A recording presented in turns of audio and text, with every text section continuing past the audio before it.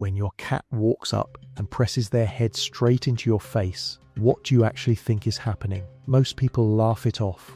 Maybe you say, oh, they want pets. Maybe you assume they're itchy. But what if that single deliberate bump was your cat saying something so specific that missing it means you've been misreading them for years? Cat headbutting isn't random affection.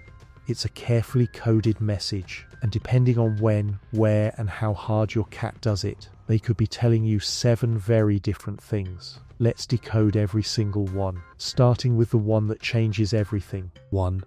It's not a headbutt. It's called bunting, and it means family. First, let's get the name right. What you call a headbutt, behaviorists call bunting.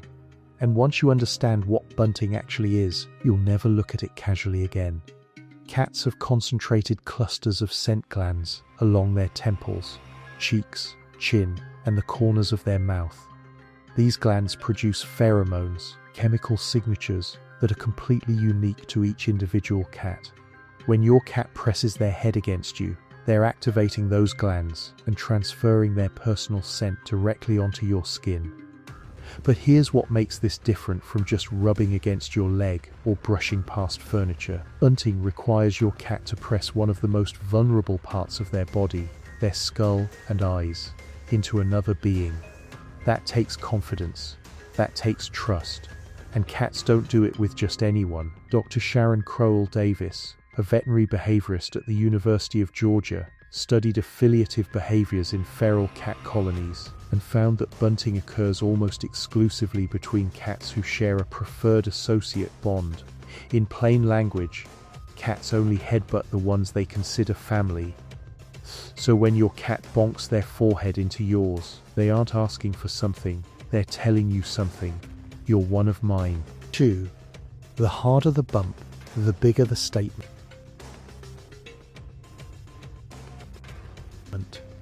Not all headbutts carry the same weight, and most owners completely miss the difference.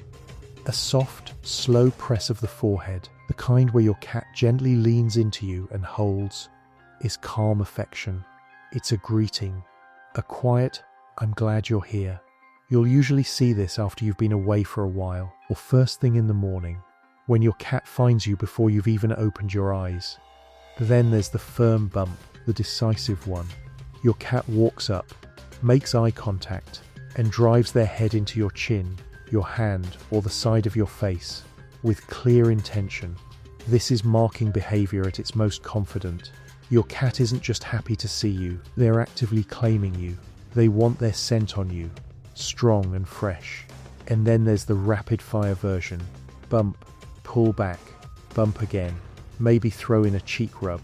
This one usually comes during moments of high excitement. You just got home, you opened a can of food, you sat down in their favorite spot. Your cat is overwhelmed with positive association, and they're layering scent on you as fast as they can. The intensity tells the story. Light press, trust, firm bump, ownership, repeated bumps, pure devotion overload. Watch for the pattern this week, and they're layering scent on you as fast as they can. The intensity tells the story. Light press, trust, firm bump, ownership, repeated bumps, pure devotion overload. Watch for the pattern this week. Once you see it, you can't unsee it. 3. If they headbutt your face, you've hit the inner circle.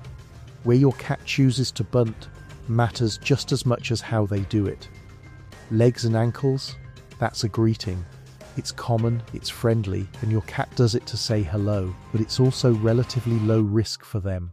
They're down at ground level, their body is mobile, and they can pull away instantly, hands and arms. That's a step up. Your cat is choosing to interact with a part of you that moves, that reaches, that sometimes picks them up against their will. Bunting your hand means they've decided your hands are safe, but the face, that's where things shift entirely. To bunt your face, your cat has to get close. They have to climb up, stretch, or wait until you lean down. They're pressing their skull against your skull. Their eyes are inches from yours.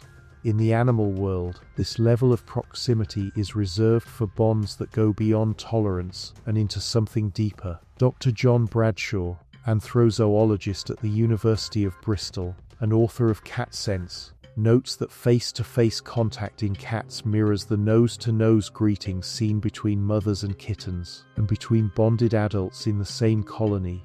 It's the highest trust greeting in their behavioral vocabulary. If your cat headbutts your face, you are not just liked, you are family, in the most literal biological sense your cat can express. 4. They're building a group scent, and you're part of it. Here's where it gets fascinating.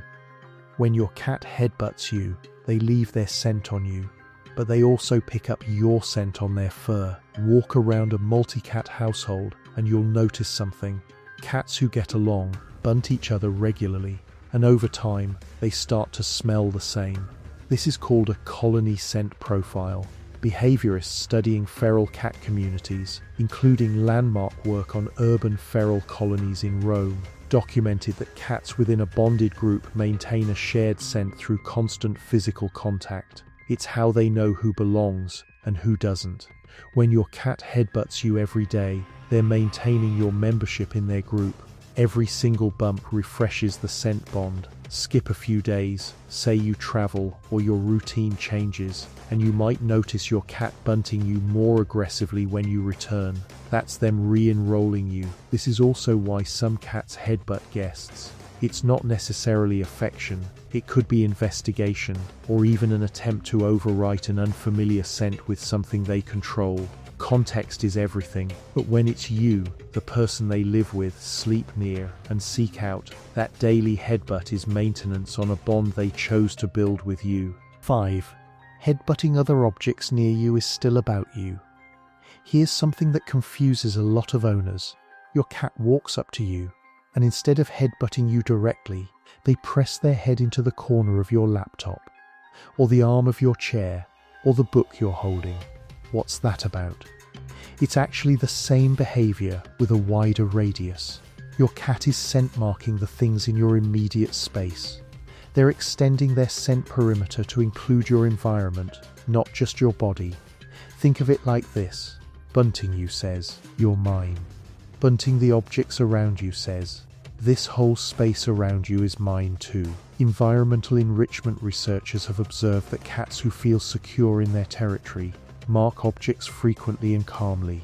Cats who feel insecure mark less, or mark with urine and scratching instead, which are stress-based territorial signals.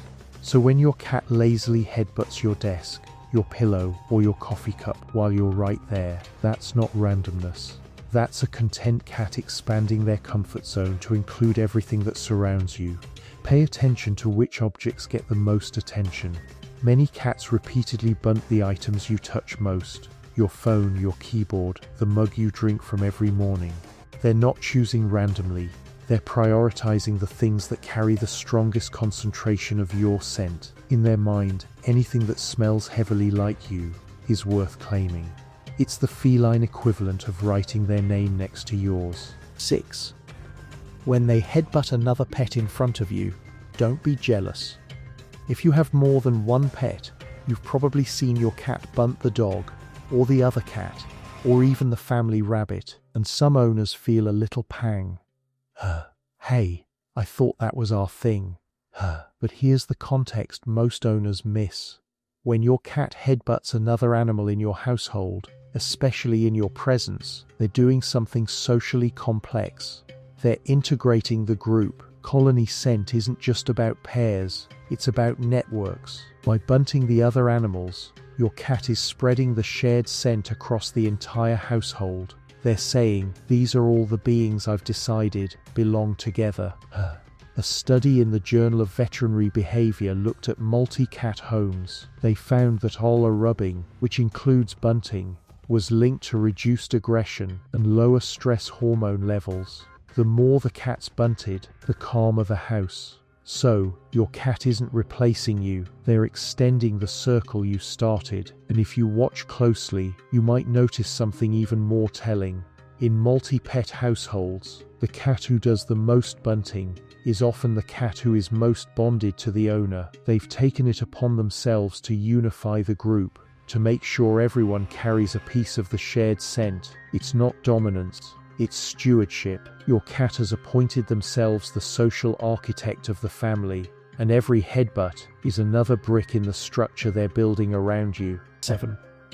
If they suddenly stop headbutting you, pay attention. This is the one most owners overlook, and it's the most important.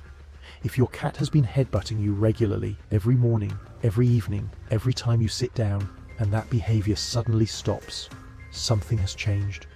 It could be physical. Dental pain, sinus pressure, ear infections, or neck discomfort can make bunting painful. If pressing their head into something hurts, they'll simply stop doing it. A sudden end to headbutting, especially combined with changes in eating or grooming, is worth a vet visit. It could be emotional. A new person in the home, a schedule change, rearranged furniture, a recent argument that got loud. Cats internalize environmental stress, and one of the first social behaviors to drop is physical affection, or it could be relational.